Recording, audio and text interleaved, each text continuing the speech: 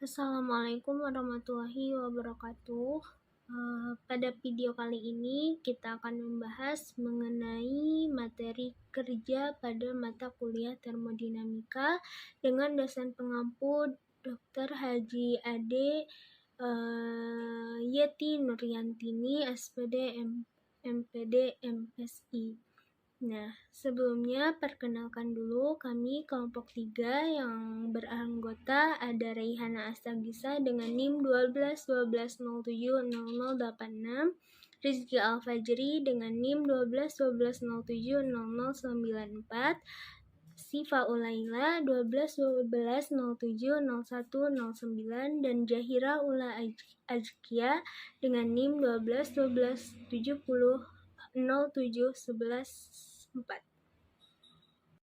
Materi yang akan kita bahas mengenai kerja itu sendiri apa, terus proses kuastatik, terus kerja sistem hidrostatik, diagram PV, kerja bergantung pada lintasan, kerja dalam proses kuasi-statik, kerja untuk mengubah panjang seutas kawat, kerja untuk mengubah luas bidang selaput permukaan, kerja untuk mengubah muatan sel terbalikan, kerja untuk mengubah polaritas padatan elektrik, kerja untuk mengubah magnetisasi suatu padatan magnetik, ringkasan, dan sistem gabungan.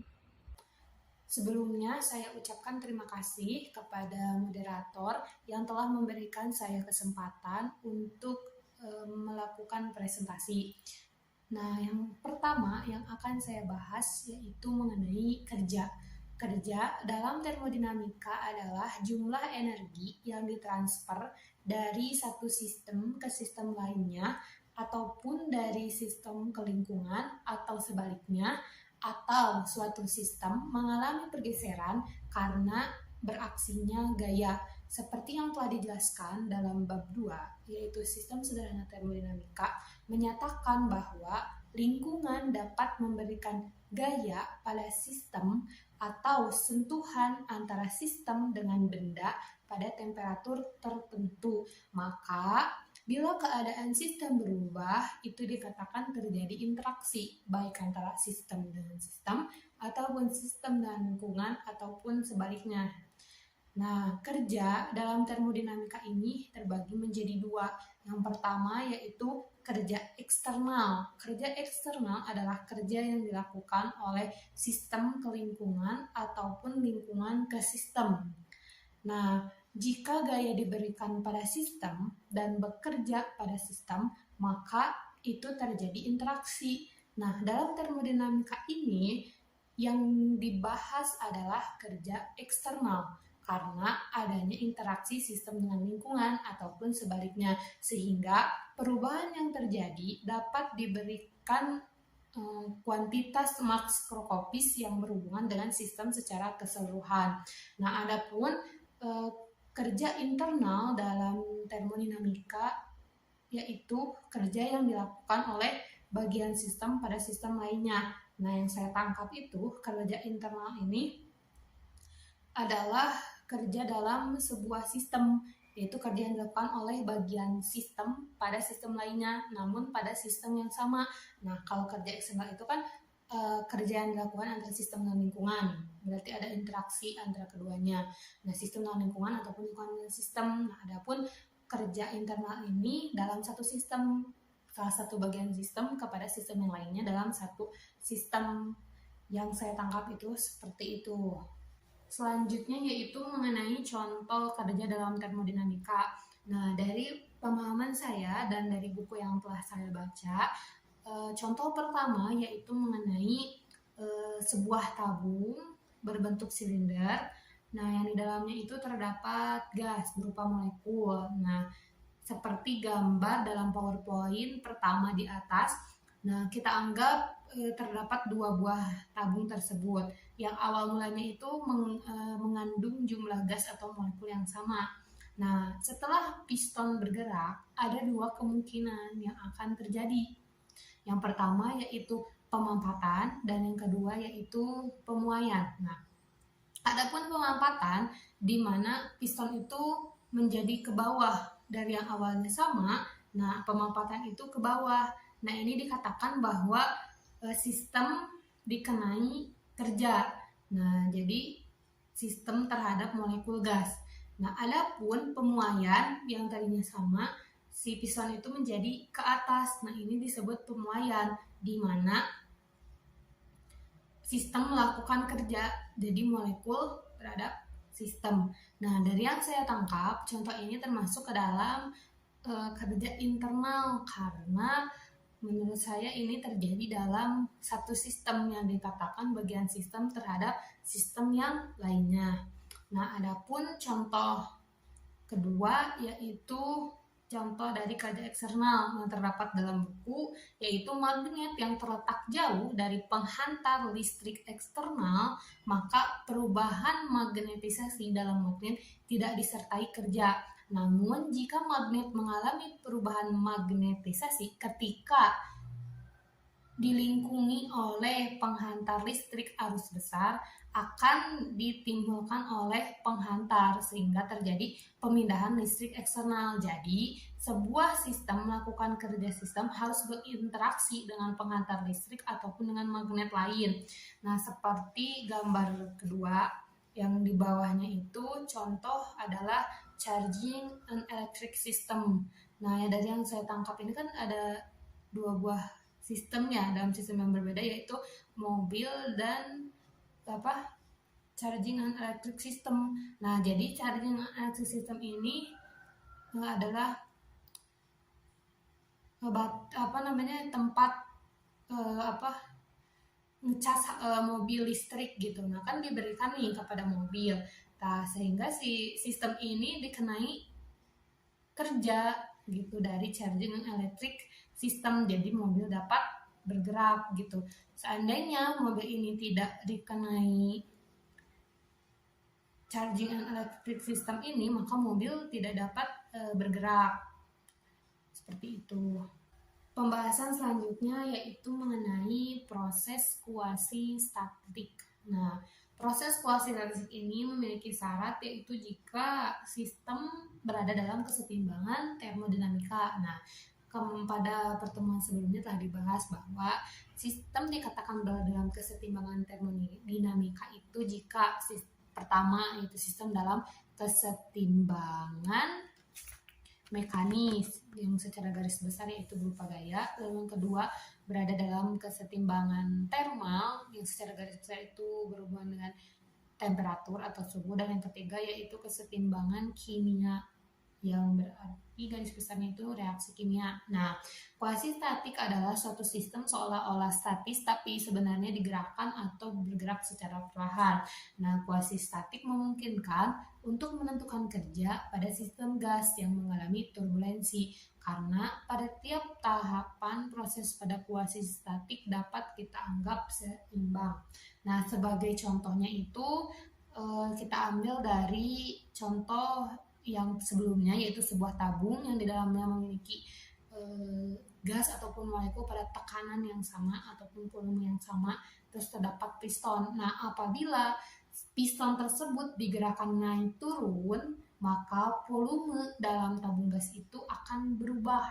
Begitu pula variabel tekanan dan temperatur, karena variabel tersebut dihubungkan dalam gas ideal dengan rumus yaitu P sama dengan N dikali R dikali T. Nah, jika perubahan volume dilakukan secara tiba-tiba, maka tekanan dalam ruangan yang mula-mulanya itu merata akan berubah dan sistem menjadi tidak seimbang, sehingga tekanan di dekat piston itu memiliki nilai tekanan yang lebih besar. Nah, sampai suatu saat sistem kembali kepada keadaan semula, yaitu merata dan sistem kembali seimbang.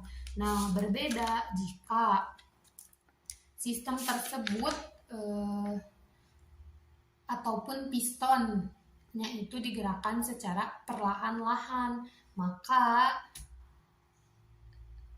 kesetimbangan dapat dipertahankan meskipun variabel makroskopis berupa P P dan T, yaitu tekanan, volume, dan temperatur mungkin saja berubah. Tetapi kesetimbangan ini dapat dipertahankan jika piston tersebut digerakkan secara perlahan.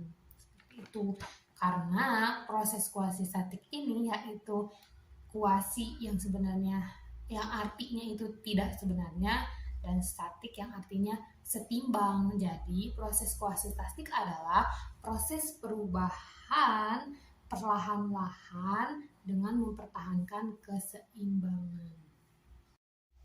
Selanjutnya yaitu jika sekali sistem dalam keadaan kesetimbangan termodinamika, lalu lingkungan dibuat tidak berubah dan tidak ada gerak yang dilakukan, lalu tidak ada kerja yang terjadi.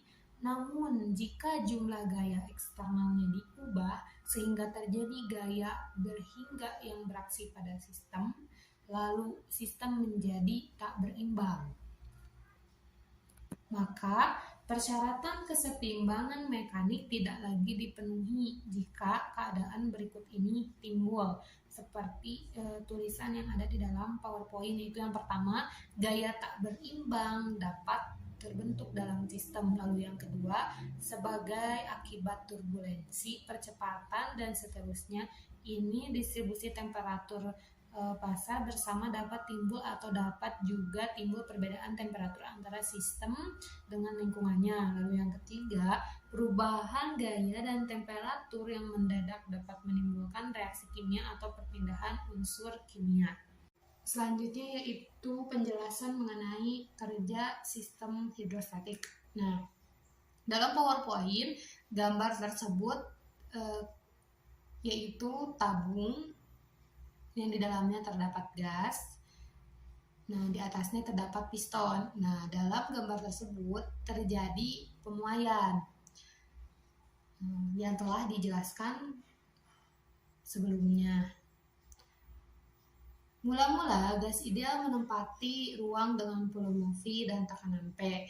Bila piston mempunyai luas penampang A, nah luas itu kan hasil dari panjang dikali lebar, maka gaya dorong pada piston yaitu F sama dengan P dikali A. Nah, rumus awalnya itu P yaitu tekanan sama dengan F per A, maka F sama dengan P dikali A. Dimisalkan gas diekspansikan atau gas memuai, seperti gambar dalam PowerPoint, secara kuasi-statik, yaitu secara perlahan-lahan sehingga keseimbangannya itu dapat dipertahankan. Nah, sehingga setiap saat terjadi kesetimbangan. Nah, maka piston naik sejauh D, seperti gambar dalam PowerPoint, maka kerja yang dilakukan gas pada piston yaitu dW sama dengan F dikali dy. Karena dalam termodinamika tidak dikenal yaitu istilah gaya, dan yang dikenal dalam termodinamika itu adalah variabel makroskopis yaitu berupa P, Pi, dan T, yaitu tekanan, volume, dan temperatur, maka dW sama dengan P dikali A dikali dy. Nah, A dy adalah pertambahan volume gas sehingga dW sama dengan P dikali dV. Nah, mengapa bisa berubah menjadi dV?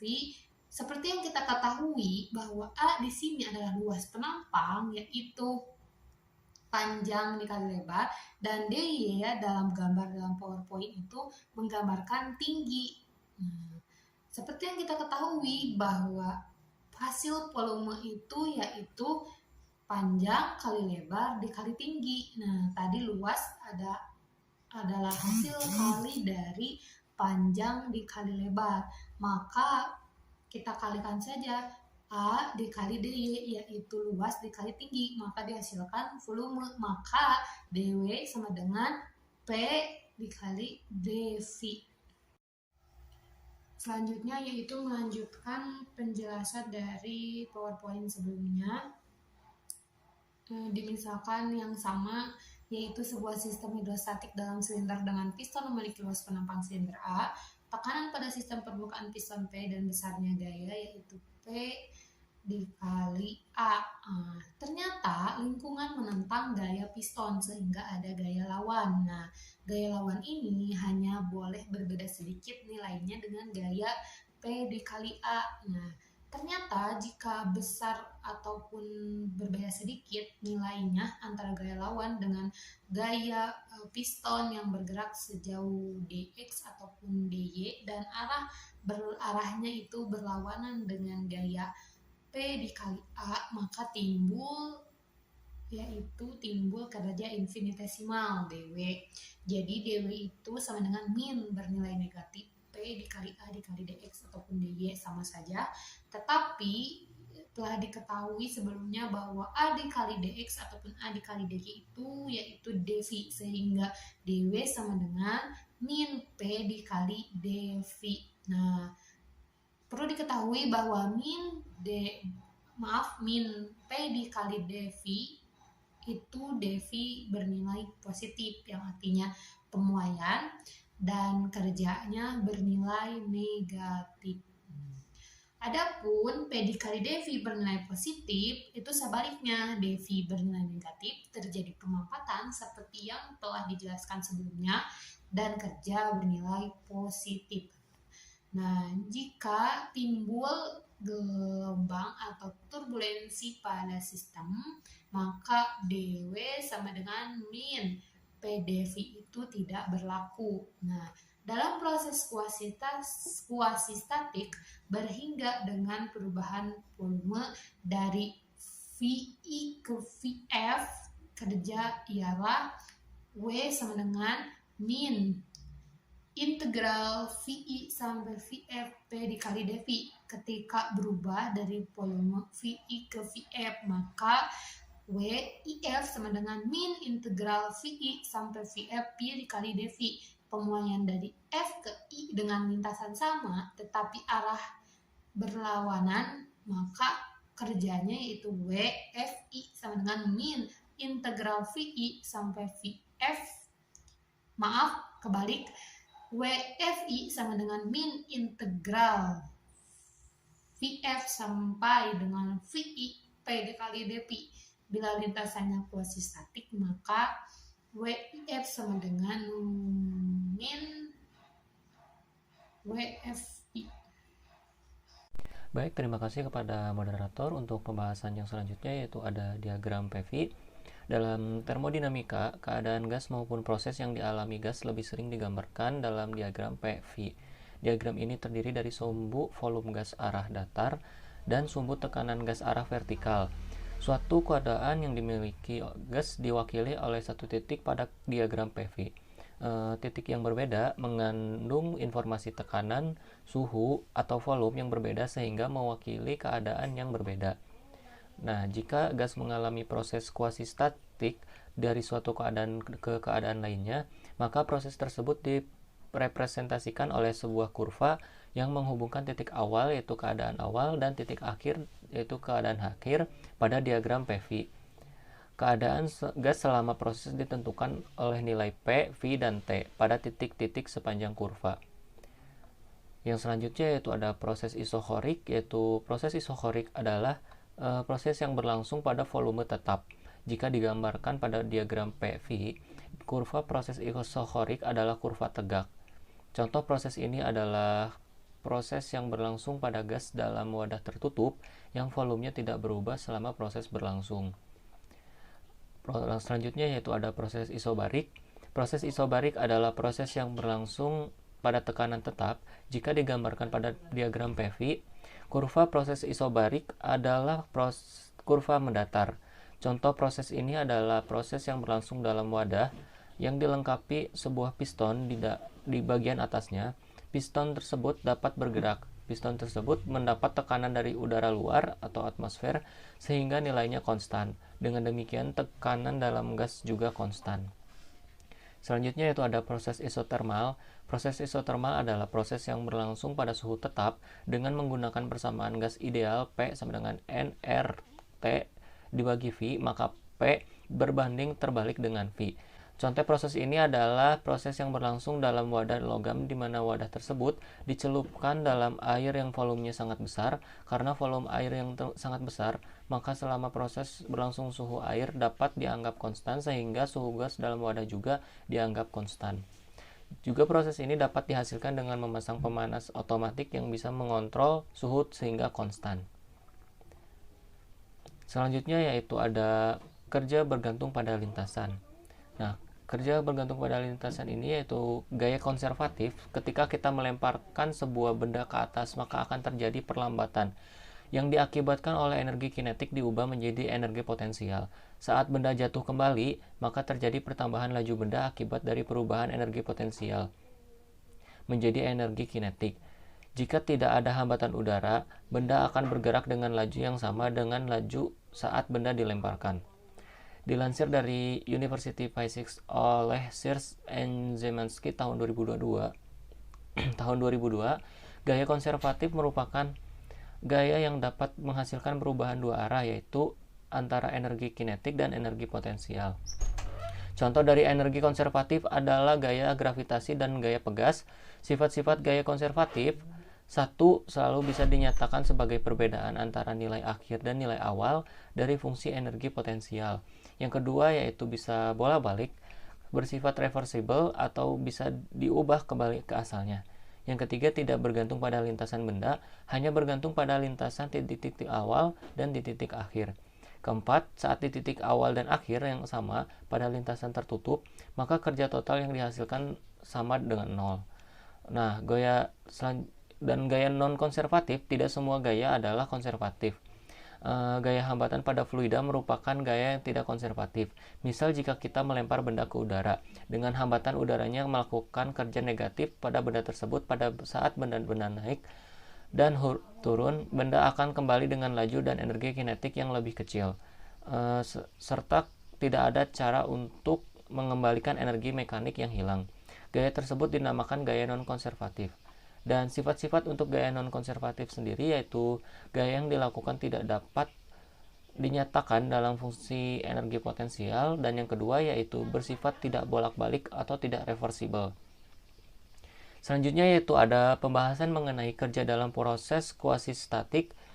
Yang pertama yaitu proses kuasi-statik adalah proses dalam keadaan ideal dengan hanya mengubah sedikit saja gaya eksternal yang bereaksi pada sistem sehingga gaya tak berimbangnya sangat kecil. Dalam proses kuasi-statik ini merupakan suatu pengidealan yang dapat diterapkan untuk segala sistem termodinamika termasuk sistem listrik dan magnetik. Selanjutnya yaitu ada proses kuasi-statik umum. Idealnya proses semu reversible tidak bisa dilakukan secara praktis. Selalu ada kerugian dalam sistem apapun.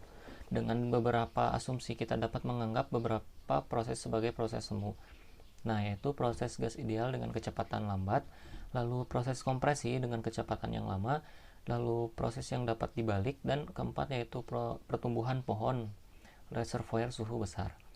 Dan kondisi untuk proses kuasi-statik sendiri ini adalah proses termodinamika di mana proses tersebut terjadi dengan kecepatan yang sangat lambat. Bisa dibilang proses tersebut terjadi pada kondisi mendekati istirahat. Setiap titik atau tahapan dalam proses ini dianggap dalam kondisi equilibrium. Tidak dapat mengatakan bahwa kontrol pada proses ini sangat mudah. Dalam proses non-kuasi-statis, kontrol dapat menjadi tantangan dibanding dengan kuasi-statik. Alasan dibaliknya adalah kecepatan prosesnya, dan ini adalah proses termodinamika dalam waktu yang dibutuhkan untuk proses lengkap tidak terbatas.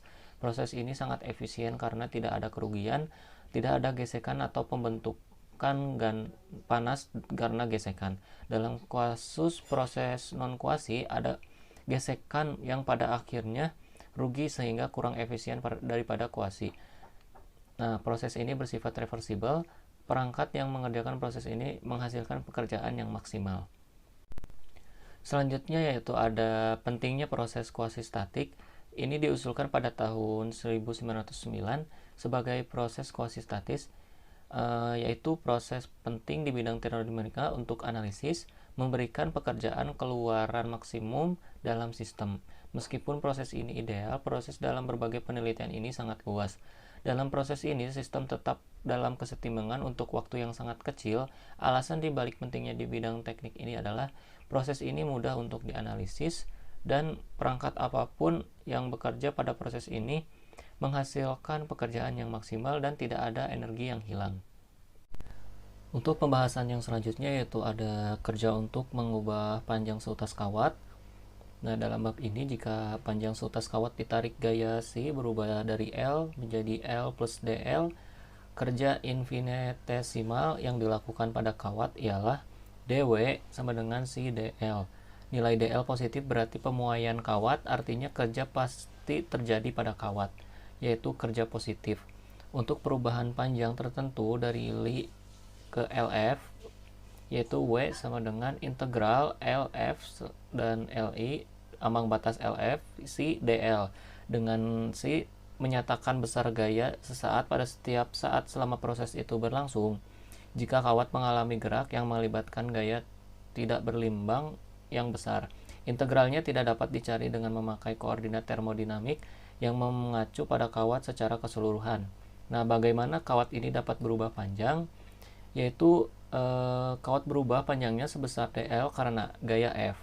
Jika proses perubahan panjang kawat tersebut reversibel, di mana F adalah gaya tegang kawat kerja oleh gaya tegangan kawat. Untuk mengubah panjang kawat tersebut adalah dW sama dengan C dL.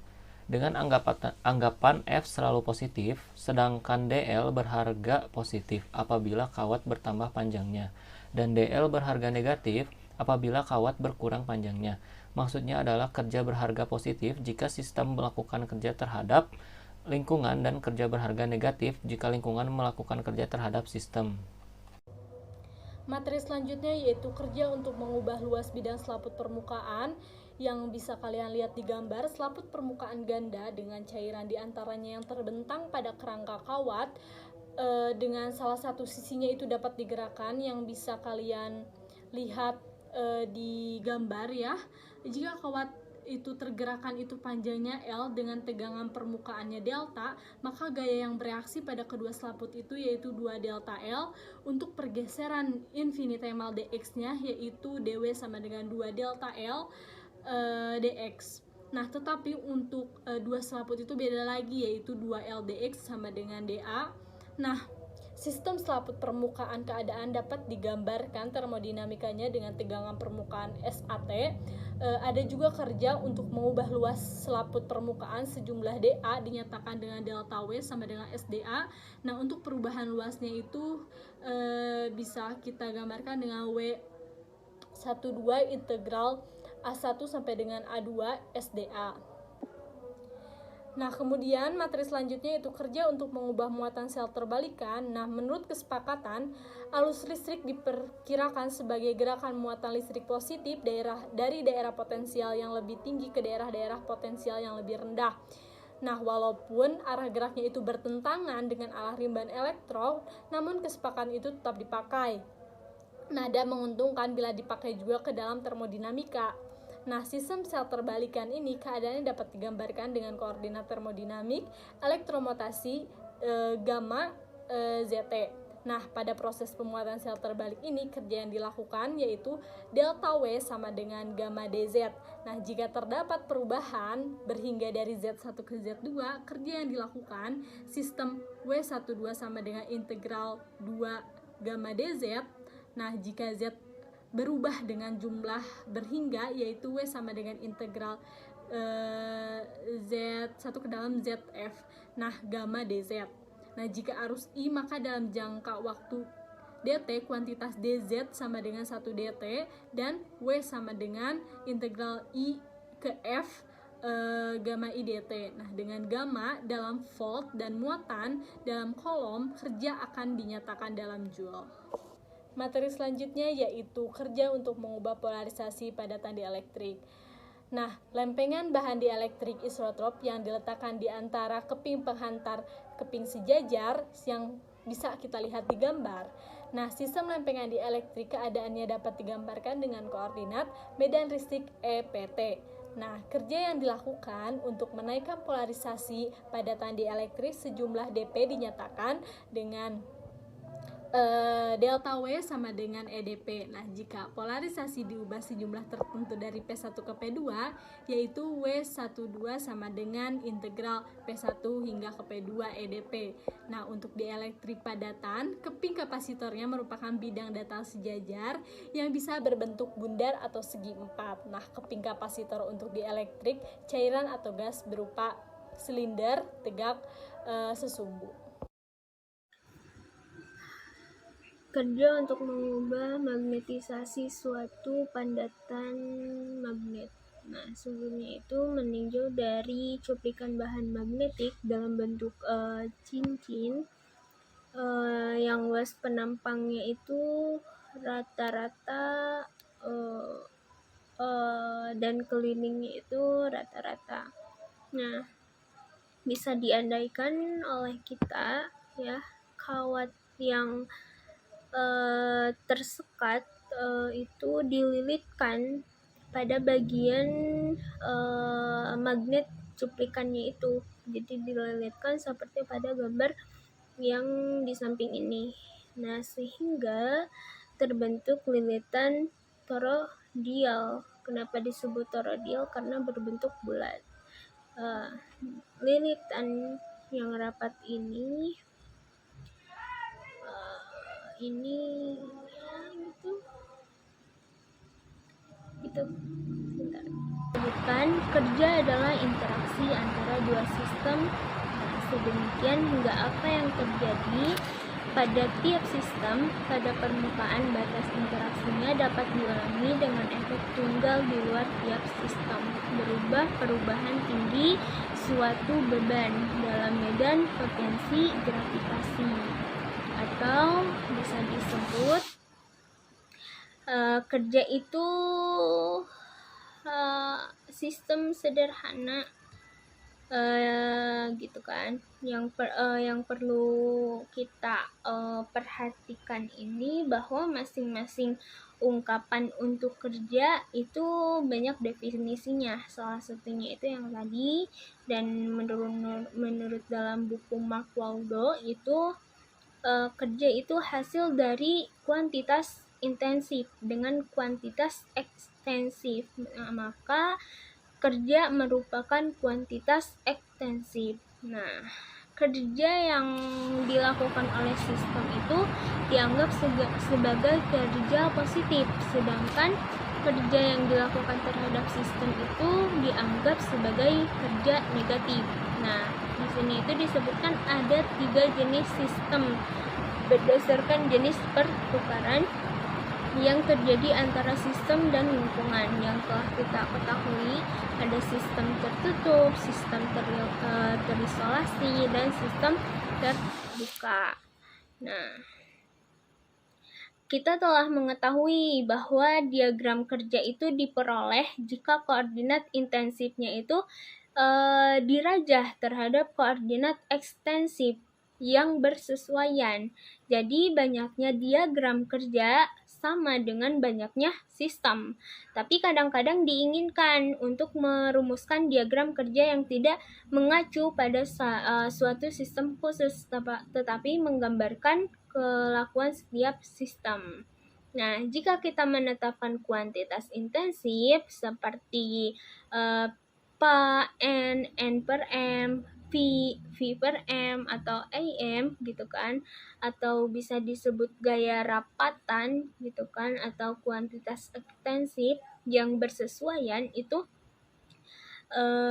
kita dapat menggambarkan kerja yang dilakukan oleh sistem sederhana pada diagram kerja rapatan dengan merajah gaya rapatannya terhadap pergeseran rapatan X gitu kan. Nah, maka kesimpulan yang ditarik dari diagram semacam itu berlaku untuk sistem sederhana itu tersendiri.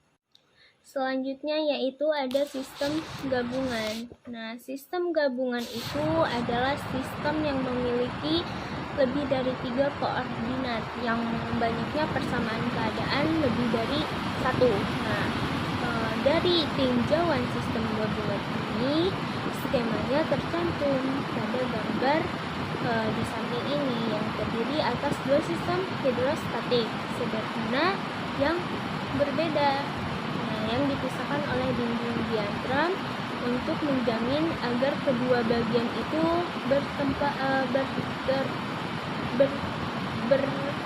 bertemperatur sama gitu kan. Makanya di sini dibahasnya itu kan termodinamika.